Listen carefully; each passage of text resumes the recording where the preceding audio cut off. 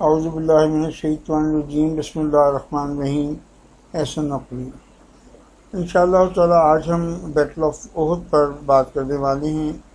ہم نے پچھلی ویڈیو میں بیٹل آف بدر پہ بات کی تھی، اس کی ویڈیو بنائی تھی جو سیکنڈ ہجرہ میں ہوئی، 624 میں بیٹل آف بدر ہوئی تھی، اور اب بیٹل آف احد جو ہے اس سے نیکسٹ ایئر یعنی 625 اے ڈی میں ہوئی، یعنی تھرڈ ہجرہ کا سال تھا یہ۔ اس میں یہ امپورٹنٹ بیٹل ہوئی اور اس کی کچھ نہ کچھ جو ڈیٹیل ہے وہ آپ سے ڈسکس کر لیتے ہیں۔ یہ تو عرض کیا کہ 625 میں تھرڈ ایئر تھا ہجرہ کا جس میں کہ یہ بیٹل ہوئی۔ تو اصل میں اگر آپ کازز دیکھتے ہیں تو اس کے 3 میجر کازز تھے بیٹل آف احد کے۔ پہلا تو بنیادی کاز یہ تھا کہ ان کو اب یعنی مکے والوں کو اب بدر کا ریونج لینا تھا۔ بدر کا ریونج ان کو پاگل کر رہا تھا۔ 70 آدمی ان کے قتل ہوئے تھے، 70 آدمی ان کے POW یعنی پرزنر آف وار ہو کے بے عزت ہو کے مسلمانوں کے قبضے میں آئے تھے۔ یہ بڑی بے عزتی کی بات تھی اور بڑا ان کے لیے ان کے جو پوری ایک پرائڈ تھی مکے کی اور قریش کی، وہ سب بالکل زمین پہ گر گئی تھی۔ ایک تو یہ چیز تھی کہ ان کو بدر کا بدلہ لینا تھا۔ دوسرے بڑا اہم مسئلہ یہ تھا کہ بدر کے بعد ہی اور بدر کے جیتنے کے بعد وہ جو ٹریڈ روٹ تھا جو میں نے آپ کو پہلے ایکسپلین کیا تھا، وہ ٹریڈ روٹ جو کہ ساؤتھ سے نارتھ یا نارتھ سے ساؤتھ موو کرتا تھا along with the ریڈ سی، اب یہ روٹ جو تھا یہ بالکل بند ہو گیا تھا مکے والوں کے لیے۔ اگر مکے والوں کو سیریا جانا ہوتا تھا نارتھ کی طرف تو الٹیمیٹلی ان کو مدینے سے گزر کے جانا ہوتا تھا، اور مسلمانوں کے اس جنگ جیتنے کے بعد، بدر جیتنے کے بعد یہ روٹ ان کے لیے بالکل بند ہو گیا تھا، جو ان کے لیے بڑا فائنینشیل لاس تھا اور انہیں بہت بڑی پرابلم اس میں آ رہی تھی۔ اور اسی لیے اب یہ ضروری تھا کہ اس روٹ کو کسی طرح سے کھلوایا جائے۔ نمبر 1 بدر کا بدلہ لیا جائے، نمبر 2 اس روٹ کو کھلوا دیا جائے، اور تیسرے وہ بیسک ریزنز تھے کہ رسول اللہ صلی اللہ علیہ وسلم کی طاقت دن بدن بڑھ رہی تھی اور مکے والوں کے لیے وہ ایک اچھا سائن بالکل نہیں تھا، اور وہ پریشان تھے اور وہ چاہتے تھے کہ نعوذ باللہ رسول اللہ صلی اللہ علیہ وسلم کو ختم کیا جائے، اسلام کو ختم کیا جائے، اور اس لیے بھی بیٹل آف جو احد ہے وہ ہوئی۔ واقعہ اس میں یہ تھا کہ پیگنس مکہ کے جب چلے وہاں سے مکے سے تو پوری تیاری کر کے چلے تھے۔ پوری ایک اپیل کی گئی تھی کہ بدر کا بدلہ لینا ہے اور ہر مکے والا جو ہے وہ میکسیمم اماؤنٹ جو ہے وہ شیئر کرے، اور وار فنڈ باقاعدہ قائم کیا گیا تھا، عورتوں نے دل کھول کے اپنے جیولری اور گولڈ سب دے دیا تھا کہ بدلہ لو، کسی طرح سے بدلہ لو۔ تو یہ چیز تھی، اور انہوں نے وہاں سے کوئی 3000 آدمی جو ہے وہ چلے مکے سے، اور مکے میں ہی ایک بات یہ سیٹل ہوئی کہ جو ہند تھی ابو سفیان کی بیوی، تو اس کے باپ بھی بدر میں مرا تھا، اور اس کا جو بھائی تھا وہ بھی بدر میں مرا تھا مسلمانوں کے ہاتھوں۔ تو وہ تو بالکل غصے میں پاگل ہو رہی تھی۔ تو اس نے ایک سلیو تھا، بلیک سلیو تھا، اس کا نام وحشی تھا، وحشی، اس کو اپائنٹ کیا اس کام کے لیے کہ تمہارا کام کوئی نہیں ہے، تمہیں صرف حمزہ سے، جس نے میرے باپ کو قتل کیا ہے، تمہیں حمزہ سے یعنی حمزہ رضی اللہ تعالیٰ عنہ سے بدلہ لینا ہے، ان کی ٹارگٹ کلین کرنی ہے، تمہارا کوئی کام نہیں ہے اس کے علاوہ۔ یہ جو سلیو تھا، یہ چھوٹا والا جو اسپیئر ہوتا ہے جو ہاتھ میں ہوتا ہے، تو اس کو پھینکنے کا بڑا ماہر تھا، تو یہ اس کام کے لیے بھی وہاں پہ گیا تھا۔ اور اب جب رسول اللہ صلی اللہ علیہ وسلم کو یہ اطلاع ملی کہ یہ لوگ آ رہے ہیں لڑنے کے لیے، تو آپ صلی اللہ علیہ وسلم کی رائے جب آپ نے انویسٹیگیشن کروایا تو پتہ چلا کہ 3000 آدمی ہیں، غصے میں پاگل ہو رہے ہیں، اور بڑی تیاری کے ساتھ، بڑے وار اکوپمنٹ کے ساتھ، بڑی تیاری کے ساتھ، اور بڑا ریونج کے جذبے کے ساتھ یہ لوگ آ رہے ہیں۔ تو آپ صلی اللہ علیہ وسلم کی رائے یہ تھی کہ ہمیں جو ہے وہ اوپن میں جا کے ان سے نہیں لڑنا چاہیے، بلکہ ہمیں مدینہ کو ڈیفینڈ کرنا چاہیے، اور پھر دیکھتے ہیں کہ کیا ہوتا ہے۔ لیکن کافی ینگسٹر ایسے تھے جن کو بدر میں موقع نہیں ملا تھا کہ وہ اپنی بہادری دکھا سکتے، اور اب وہ یعنی اس انتھوزیزم تھا اسلام کا اور لڑنے کا، اور جذبہ تھا جہاد کا، جس میں انہوں نے کہا کہ نہیں یا رسول اللہ، ہم تو بالکل فرنٹ پہ جا کے ان سے لڑنا چاہتے ہیں۔ تو بچوں کی خواہش تھی، رسول اللہ نے کہا کہ اچھی بات ہے، چلو باہر ہی چل کے لڑ لیتے ہیں۔ تو یہ لوگ مدینے سے باہر نکلے، اور جو احد ماؤنٹین ہے اس کے سامنے ایک اوپن اسپیس تھی، وہیں پہ یہ گیدرنگ ہونی تھی، ان کی فوج کی بھی اور مسلمانوں کی بھی۔ رسول اللہ وہاں پہ چلے گئے اور وہیں پہ جا کے سیٹل ہو گئے۔ لیکن بیچ میں ایک واقعہ یہ ہوا کہ عبداللہ ابن ابی جو تھا، یعنی یہ وہ آدمی تھا جو کہ مدینہ کا سردار ہونے والا تھا، لیکن رسول اللہ کے آنے کی وجہ سے نہیں ہو سکا تھا، بڑا جیلس تھا اسلام سے بھی، رسول اللہ کی ذات سے بھی، اور بہت ہی مسائل پیدا کرتے رہتا تھا۔ اس آدمی نے جب یہ لوگ جا رہے تھے تو ٹوٹل 1000 مرد تھے مسلمانوں میں جو کہ لڑنے کے لیے جا رہے تھے۔ تو یہ عبداللہ بن ابی نے کہا کہ آپ باہر جا کے لڑ رہے ہیں، یہ تو بالکل فیکٹر ہے، اور یہ تو موت ہے، اور آپ واپس گھر چلیں، اور گھر پہ ہی وہیں پہ ہم ڈیفینس کریں گے، جو کچھ بھی کریں گے۔ اس نے پاک صاحب نے کہا کہ چونکہ فیصلہ ہو چکا ہے، ہم باہر جا کے لڑ رہے ہیں، تو اس میں کوئی آرگومنٹ کی بات نہیں ہے۔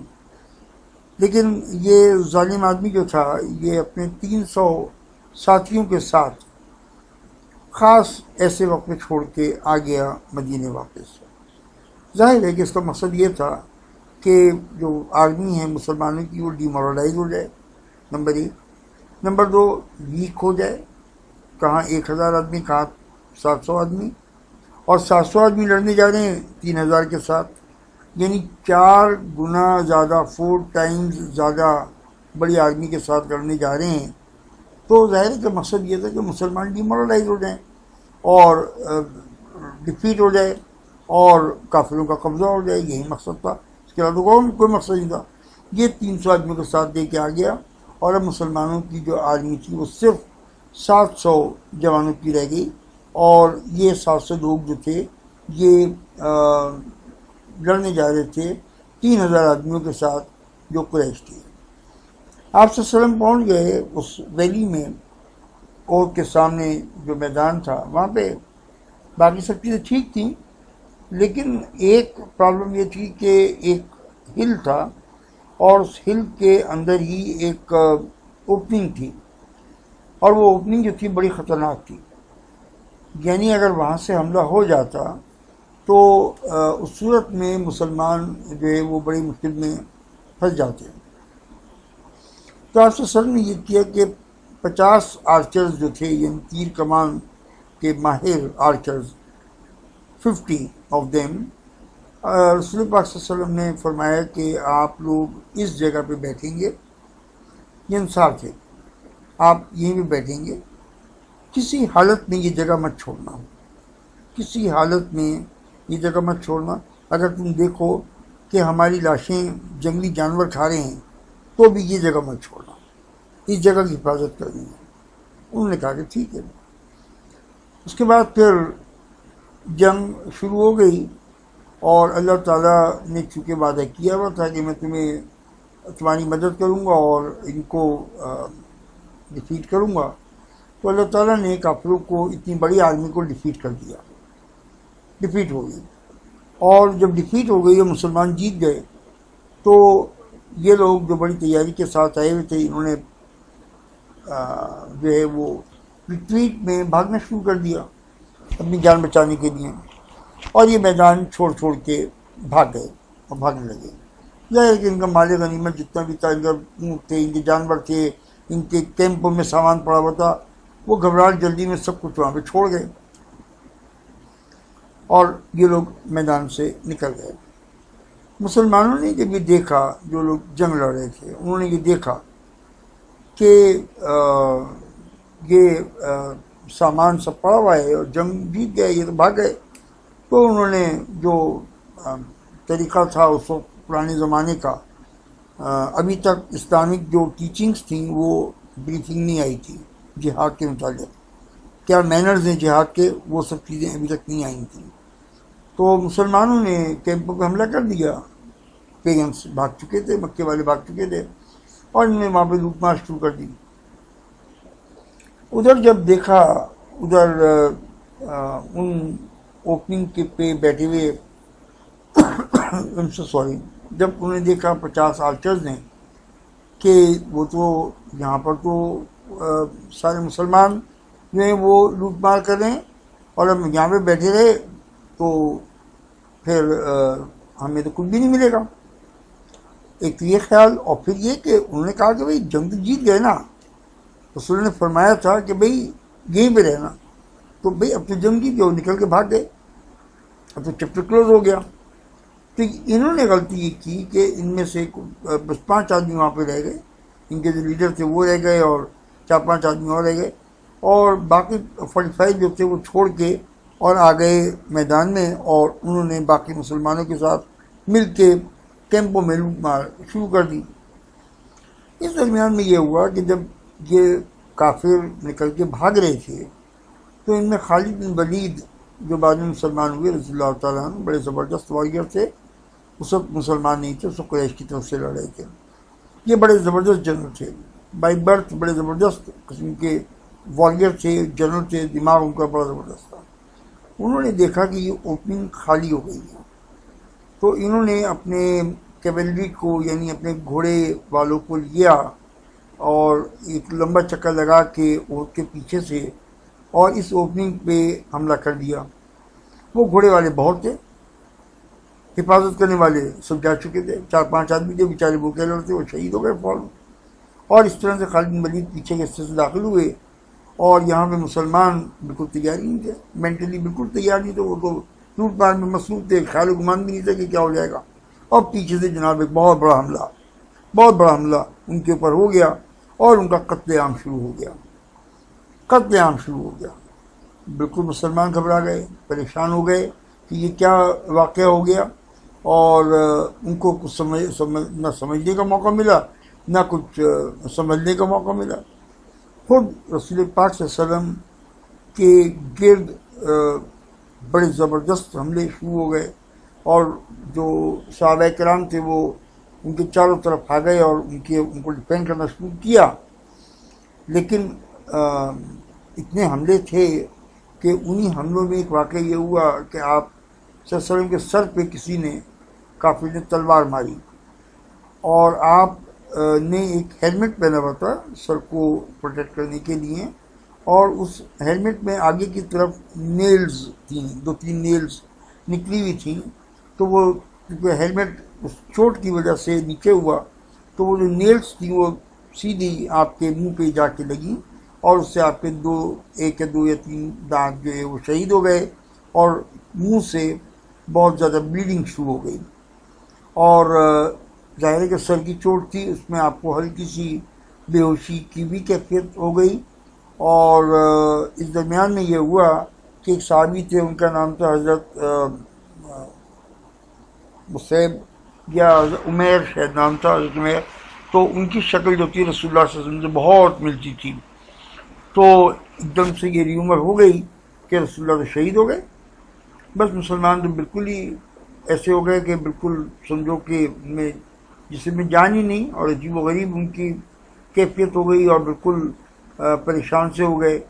رسول پاک صلی اللہ علیہ وسلم کو صحابہ کرام جو تھے وہ ایک سیف جگہ پہ لے گئے، اور وہاں پہ حضرت علی نے، حضرت فاطمہ نے ان کی خدمت کی، اور حضرت فاطمہ نے ایک جوٹ کا یعنی بوئی کو جلا کے، اور پھر اس کو راکھ کو، اس کے جو ایش تھی وہ منہ میں لگائی اور اس سے کئی جگہ بلیڈنگ رکی اور آپ صلی اللہ علیہ وسلم جو ہیں وہ اپنے بالکل ہوش میں تھے اور تھے لیکن زخمی ہو گیا.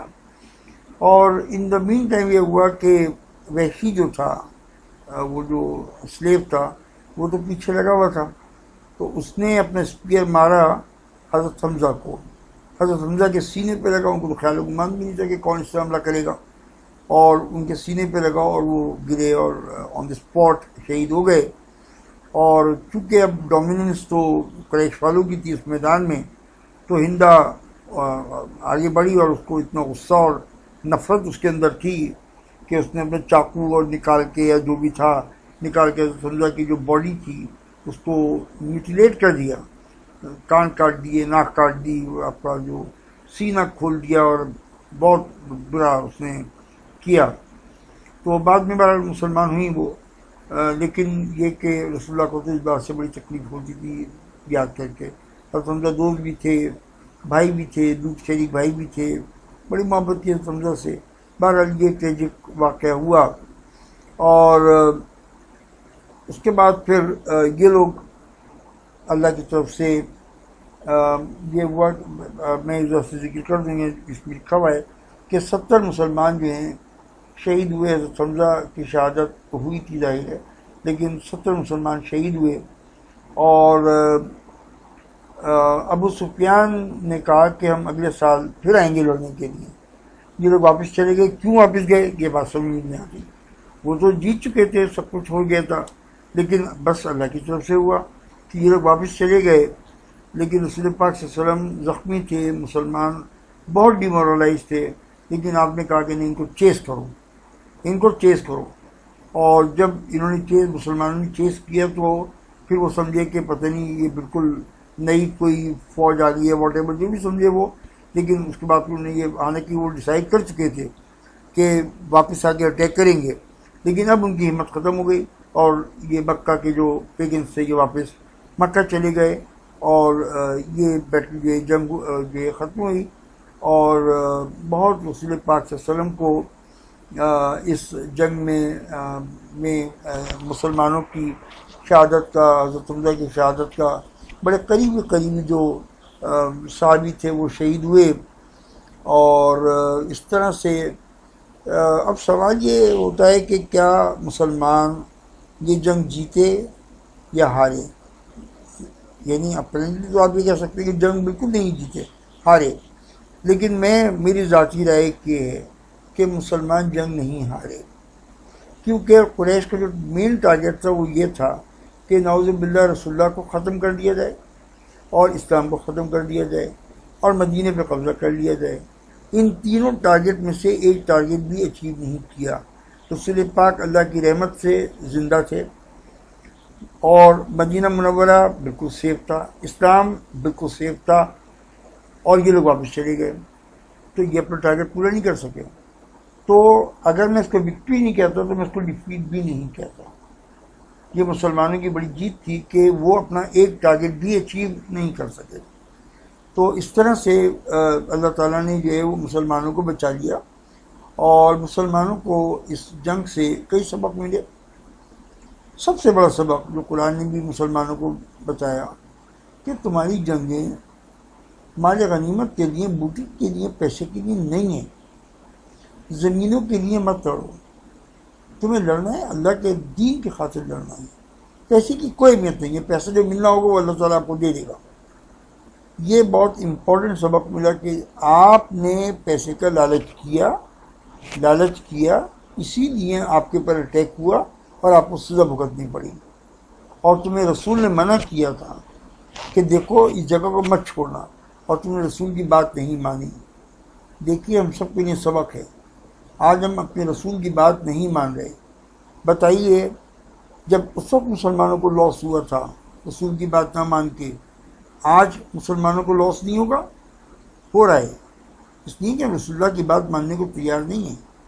تو یہ بہت امپورٹنٹ لیسن تھا. اس کے علاوہ یہ کہ اب نئے لاز آ گئے قرآن میں، اللہ تعالیٰ نے اور حدیث کے ذریعے سے یہ بات طے ہوئی کہ اب جنگ میں قوانین یہ بنیں گے. یعنی اب جنگ جو ہوگی مسلمانوں کی، اس کا یہ لا ہوگا جو مسلمانوں کو فالو کرنا پڑے گا.